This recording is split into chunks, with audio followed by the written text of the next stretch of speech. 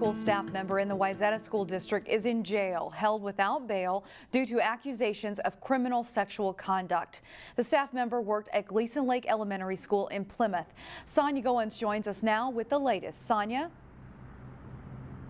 Now, Shannon, this is a disturbing case. Plymouth police received a report from school staff back in March. Now, 3 parents who have students here at Gleason Lake say 35-year-old Matthew Bowers exposed himself on 3 separate occasions.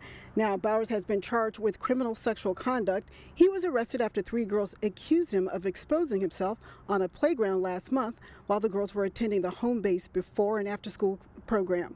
Bowers has worked as a paraprofessional and home-based program assistant at Gleason Lake since 2006. One incident happened during pajama day. A search warrant says Bowers was wearing pajamas and the girls were playing a game when Bowers allegedly exposed himself. The girls also reported incidents of similar misconduct. It would be more concerning that they would actually have somebody like that in the school. I would be definitely concerned. I have a 9-year-old that comes here at home base, and to hear that this happened is absolutely insane. Now, Bowers is on administrative leave. Now, School Superintendent Chase Anderson says school safety is a top priority. He's encouraging parents to contact him if they have any questions or concerns. Live in Plymouth, Sonia Goins, CCX News. All right, thank you, Sonia. Maple Grove police say a shooting in the parking lot of Famous Dave's restaurant appears to be an accident. A woman in her 20s was shot and seriously injured on Saturday, March 16th. According to police, she was driven to a nearby hospital by a man authorities have been trying to locate. The victim's injuries were serious enough that she was unable to speak to investigators for a period of time. The woman now tells police that the shooting was an accident. However, there's an arrest warrant out for the man allegedly involved in the incident. 26-year-old Marcel McCabe is wanted for reckless discharge of a weapon. DFL House leaders are touting a bill that they believe will help curb rising health care costs, including the cost of prescription drugs.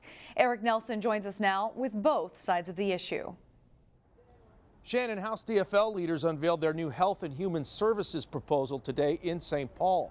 The budget aims to reduce the cost of prescription meds and also lower the price of health care. Some believe the cost of meds has spiraled out of control.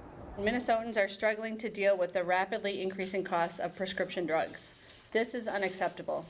We believe that all Minnesotans deserve access to high quality and affordable health care.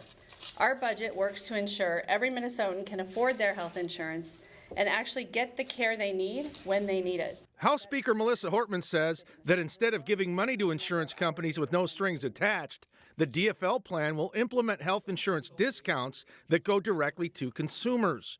According to Hortman, those discounts would come by leveraging the state's purchasing power. DFL leaders, meanwhile, accuse Republicans of being too cozy with insurance companies and Big Pharma. However, the GOP says the DFL plan will just increase the health care tab for everyone.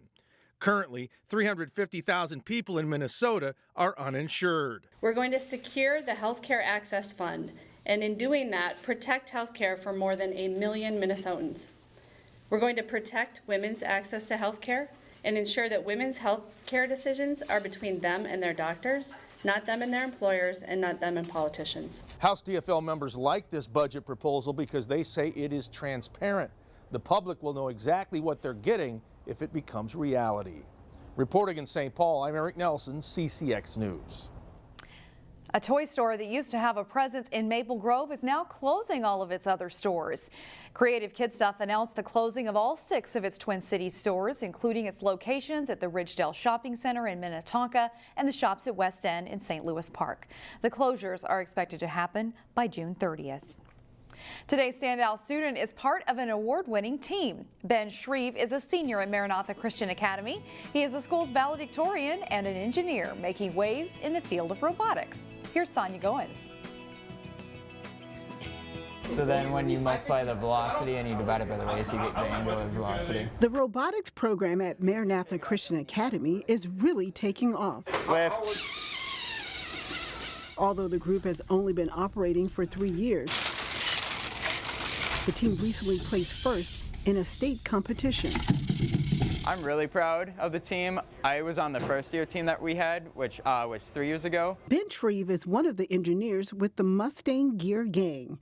The group has the honor of competing at the World Tournament in Detroit, and the theme is space. Moon-themed landing, so we have our rover that we had to build, and then we have to get as many of these minerals as possible into this space shuttle. And this robot, which the team calls Matt, is the star attraction. Our strafing is super important with this.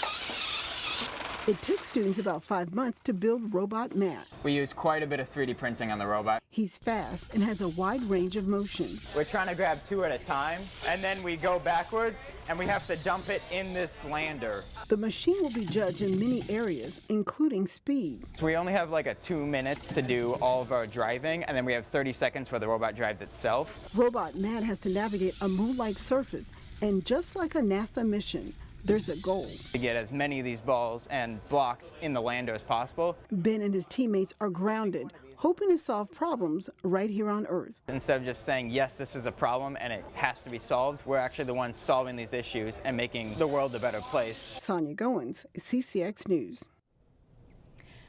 Ben was named a commended student in the 2019 National Merit Scholarship Program. He hasn't decided on a college yet, but he plans to major in civil engineering. So congratulations to you, Ben.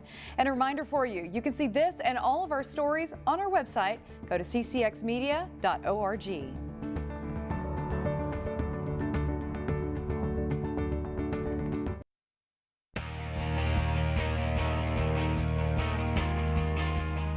We're blessed to see a lot of great athletes in the northwest suburbs. The talent in the area was reflected in this winter's Star Tribune Metro Athletes of the Year. It started with 2 Hopkins basketball standouts earning Star Tribune Metro Player of the Year honors. Paige Beckers, who this week verbally committed to play at longtime powerhouse Connecticut, was a pretty easy choice as girls basketball winner. The junior point guard led the Royals to the Class 4A title, her first after 3 runner-up finishes, and was a finalist for National Player of the Year. Likewise, senior Zeke Naji led the Royals boys team to a championship. The 6'10 forward improved his game a lot, becoming an unstoppable force this season inside and out. He's headed to Arizona. But the wealth of talent locally goes beyond the highest profile sports. 3 more area athletes were awarded Metro Player of the Year honors this week. They include Totino Grace wrestler Jake Sveal. The Wyoming-bound senior capped off his high school career with his first state title after, like Beckers, having to settle for second 3 times. Sveal was 57-0 this season, a state record for wins. Champlain Park's Cheney New was also a pretty easy choice for Gymnast of the Year. The sophomore won the award for a second straight season and could stake a claim to being the best high school gymnast in state history. New scored a perfect 10 to win the vault this year, but her state meet performance was much more than that dazzler. New won all 4 events and has now won 3 consecutive all-around titles with 2 seasons left.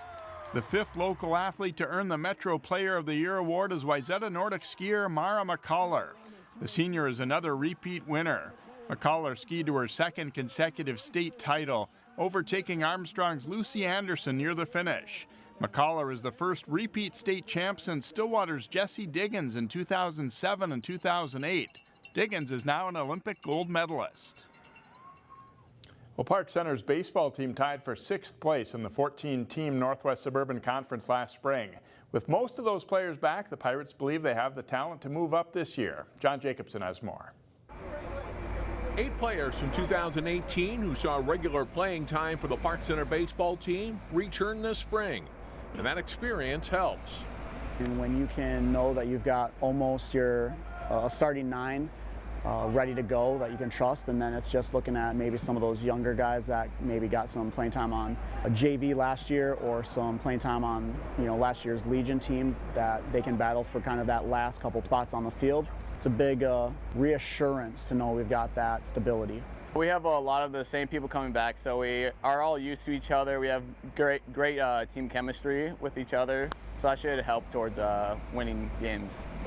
The 2018 Pirates scored regular season wins over traditional area baseball powers Totino Grace, Champlain Park, and Maple Grove, plus district rival Osseo. Victories like that have the players optimistic about this season. The last few years we've had a lot of young kids, but now those same young kids are upperclassmen now, and we just got way more experience than we did before.